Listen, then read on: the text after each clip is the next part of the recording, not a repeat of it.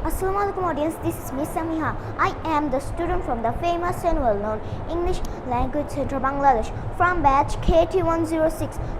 So today I'm going to talk about Ramadan. So let's get started.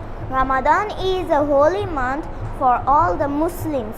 We fast dawn to sunset. We don't eat or drink. We eat a date to break our fast. We